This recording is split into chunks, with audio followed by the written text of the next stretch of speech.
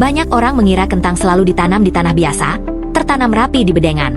Nyatanya, rumah kaca ini memperlihatkan cara lain.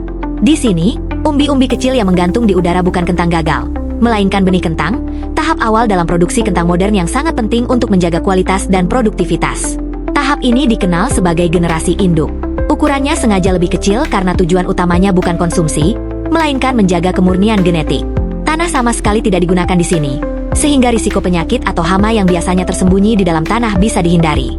Setiap tanaman digantung di udara dan akarnya disemprot dengan kabut nutrisi yang dikontrol secara presisi.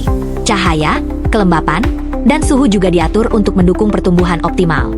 Dengan kondisi seperti ini, tanaman bisa fokus menghasilkan benih berkualitas tinggi tanpa gangguan lingkungan luar.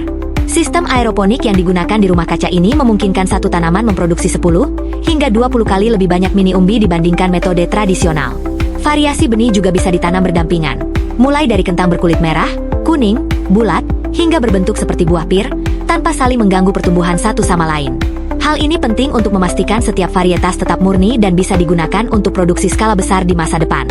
Proses ini memang terlihat sederhana, tapi memerlukan ketelitian tinggi. Setiap mini umbi akan dipantau secara rutin untuk memastikan tidak ada tanda penyakit atau pertumbuhan abnormal. Setelah cukup besar dan sehat, benih ini kemudian dipindahkan ke lahan terbuka untuk ditanam dan berkembang menjadi kentang ukuran konsumsi.